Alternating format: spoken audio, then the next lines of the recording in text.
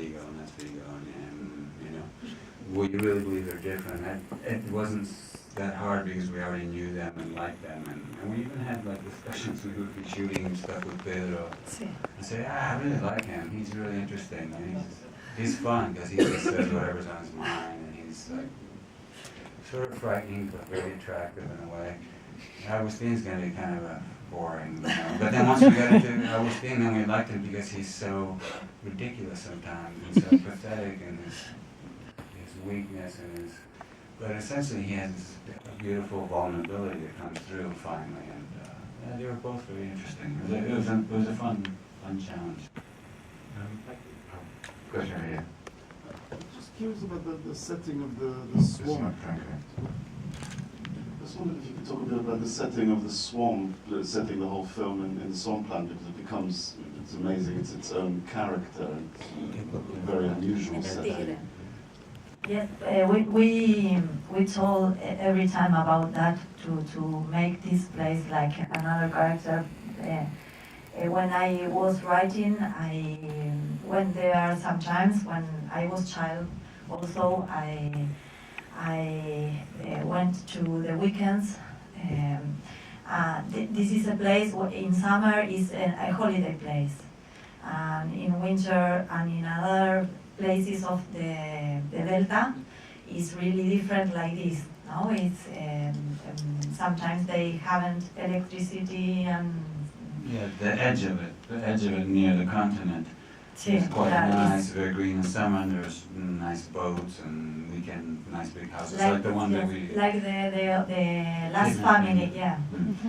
And I thought the place, and then the screenplay grew up at the same time I went there. So I put some things about that there.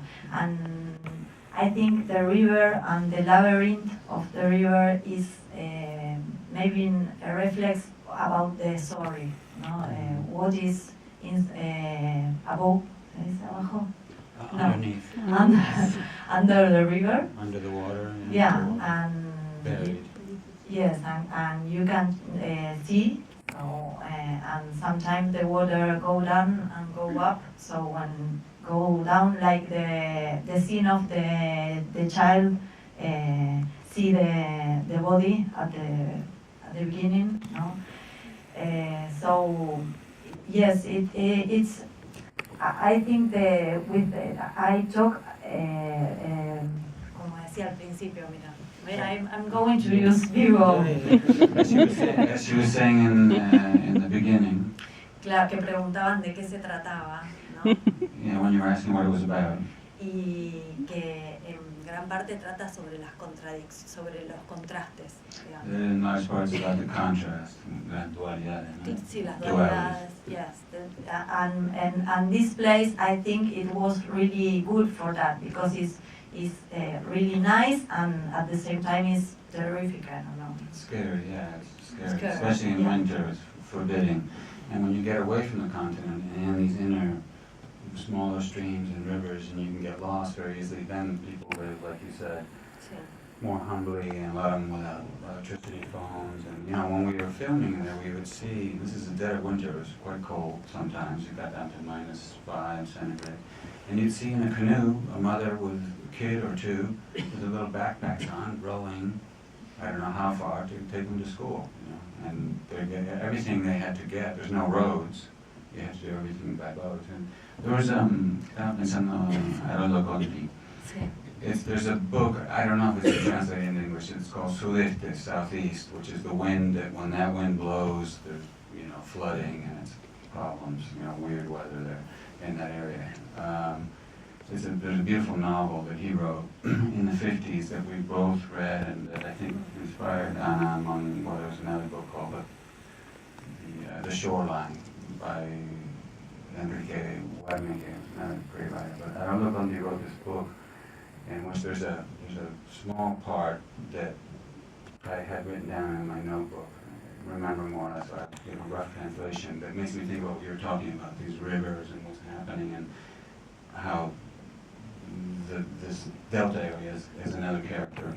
it says there's one piece where these two guys are sitting around the fire in the book, and it says there they were, sitting by the fire, like two streams that have merged their waters and now are running together to the big open river,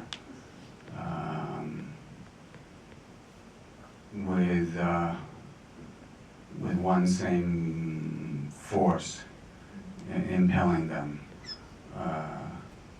A dark and I can't remember what the other adjective is, but like a terrible force. It's inevitable, you know. And there's another thing, speaking of film noir, there's from an American movie, I think it's from the late 40s. It was called The Night Editor.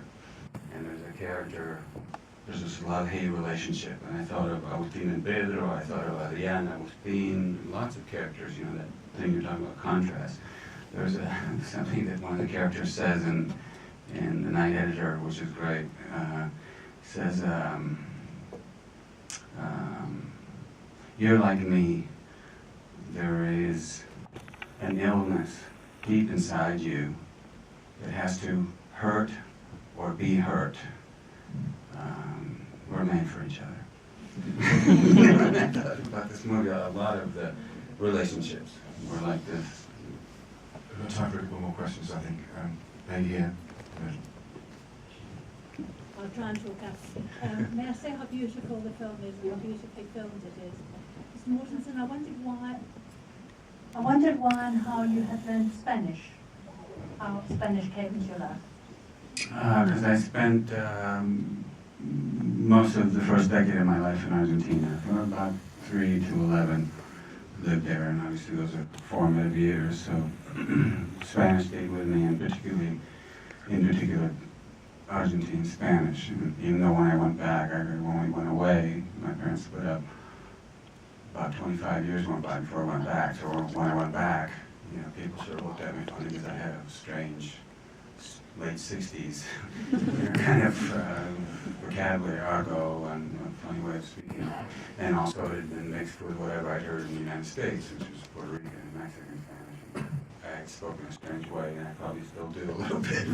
But the foundation for these characters, which is the Spanish that's spoken in, you know, the Brio de la Plata, I didn't have to start from scratch, in other words, you know. And I had done 3 other movies in Spanish before, in Spain, but I'd never done an Argentine movie. So I was very glad to be able to work in the movie industry of the country of my infancy. It was special. I wouldn't have done any movie just to do that, but I'm really glad to be part of Argentine movie history now, officially with a very good entry. One more question?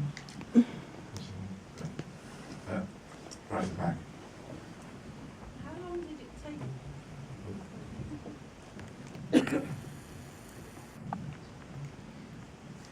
How long did it take you to learn how to work with the bees, and did you get hurt at all?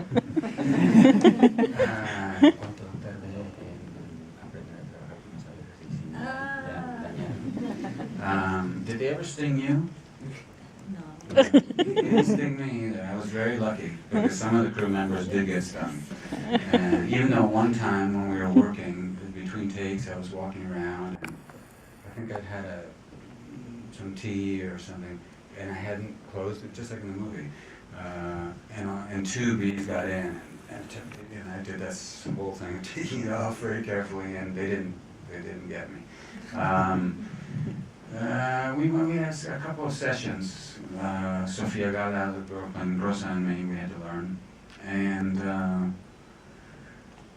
I was initially obviously worried, you know, the unknown. It's like, how does it work? I mean, they probably can sting you. There's a lot of them. There were thousands and thousands. But the thing that I found most remarkable, and it kind of made me forget about the worry about being stung, was the noise, the tremendous noise. I mean, one bee right near your head buzzing is quite loud. But thousands at once, you can't really even hear the people around you. And if you can't handle it, you just go away because it's just crazy sounding, you know, and too disturbing. But if after a couple of minutes, or 5-10 minutes, you kind of you go with it and it becomes almost a meditative thing. It's almost like a jet engine. It's just constant, you just go about your business. And I really liked it. We actually made some honey, kept a couple jars of it. It was quite enjoyable. And the crew, I have to say, looked very strange. You and all your crew members, there were days that we were shooting, it looked like some movie about Ebola. Fire would break out, you look around, and there's all these people with masks lumbering around, carrying lights, doing strange things. And it was very odd, or some kind of post-nuclear disaster area. Just have one more. There you go. Thank you so much. I'm going to ask this. Anna, Yeah. what do you think happens to Rosa? Uh, What's her life now? It's good you're asking. she's fine. Yes, she's. Por suerte, como se dice. Luckily. Yes, luckily she's fine. I don't know. Maybe she have to start again.